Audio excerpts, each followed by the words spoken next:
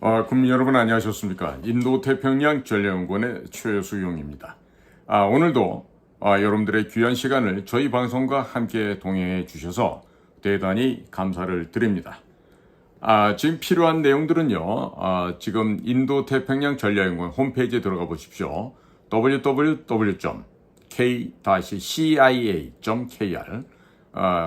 구글이나 네이버에 가셔서 인도태평양 전략연구원을 쳐보시면요, 그 안에 측백나무 오일이라든지 이승만 대통령 관련된 기사, 동영상 등등이 아주 충실하게 짜여져 있습니다.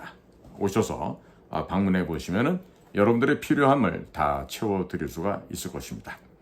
자, 오늘은 2024년 9월 4일입니다.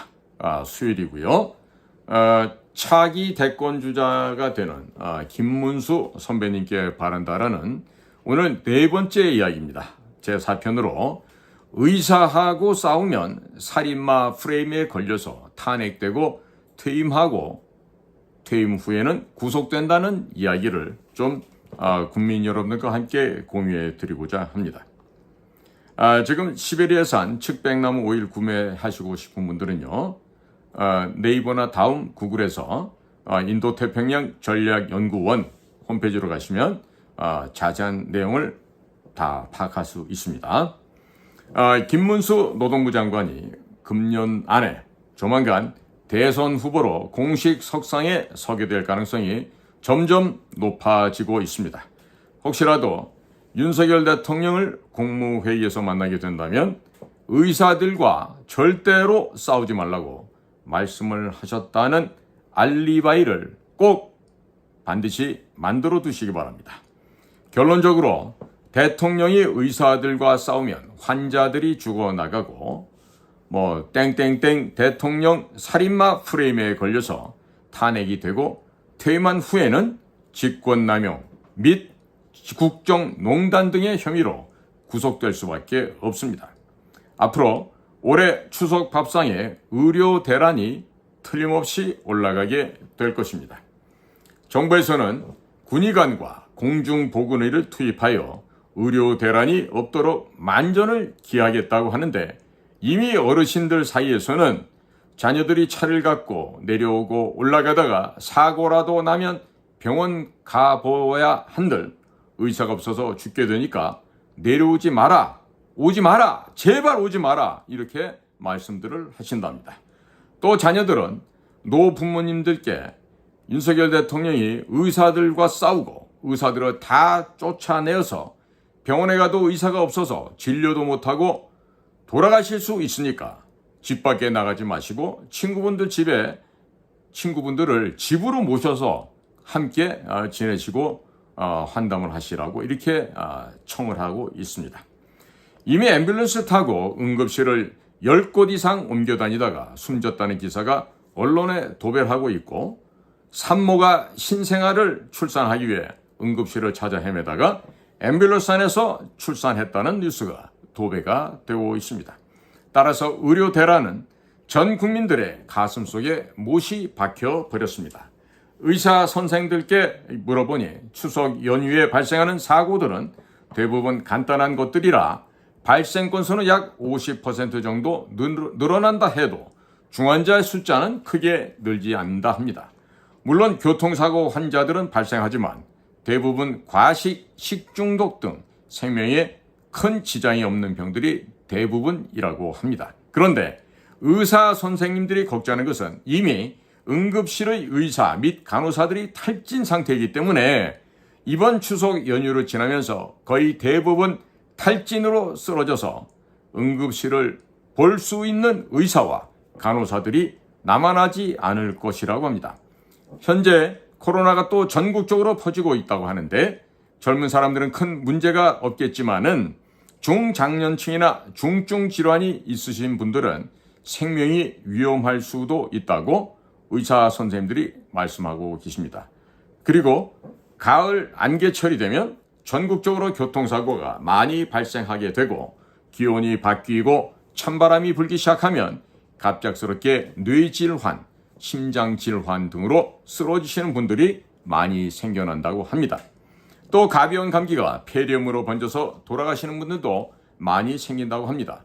특히 겨울철 첫눈이 오고 이후가 되면 바닥이 미끄러워져서 넘어지면서 손목을 부러뜨리거나 고관절을 다치는 어르신들도 많이 발생한다고 합니다.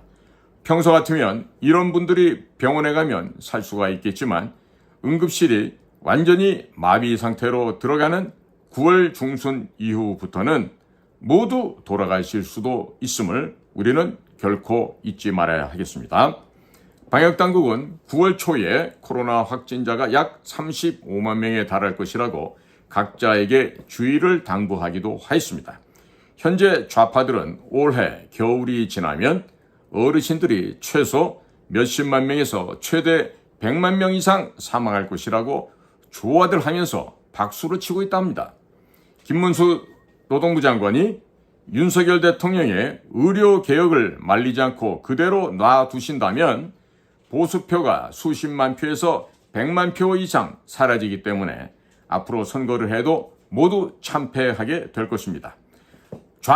좌파 세력들은 보수층 표가 수십만 표에서 100만 표가량 사라지기 때문에 다가오는 지방선거와 대선에서 확실하게 이길 수 있다고 좋아하고 있습니다.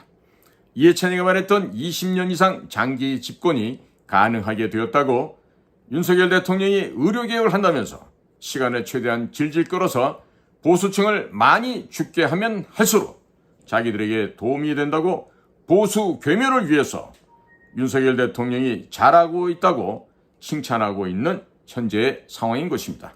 그리고 70대, 80대 이상 어르신들이 다 죽게 되면 연금 및 의료보험 지급액이 그만큼 절감되니까 윤 대통령의 연금개혁 및 의료개혁의 결과로 인구 감축을 하는 것은 아주 현명한 일이라는 무서운 이야기들이 실제적으로 좌익들이 하고 있습니다. 그리고 올해 10월 달에 민노총을 동원해서 윤석열 살인마 정권 끌어내리자, 살인마 정당 국민의힘 폐지하자로 민노총이 중심이 돼서 선동을 하면서 국민의힘의 한동훈과 민주당 이재명의 합작품으로 윤석열을 끌어내릴 것이라고 합니다.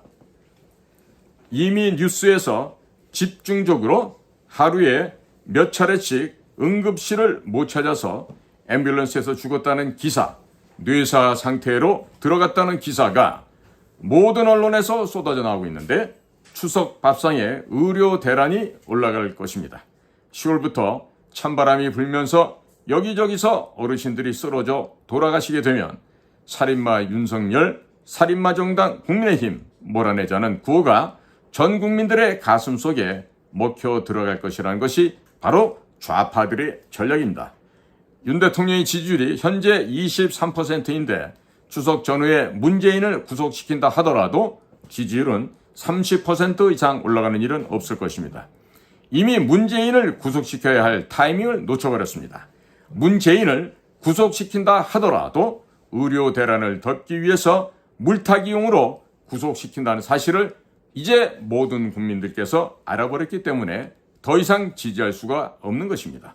그것보다 더 중요한 것은 윤석열 대통령의 지지층인 중장년층이 병원에 가장 많이 가야만 하는데 윤 대통령이 의사들과 싸워서 병원에 의사가 없어서 병원에 가도 진료를 못 받아 죽을 수밖에 없다는 공포가 몰려오기 시작하게 되면 윤석열 대통령 지지율은 금세 10% 미만으로 떨어질 것입니다.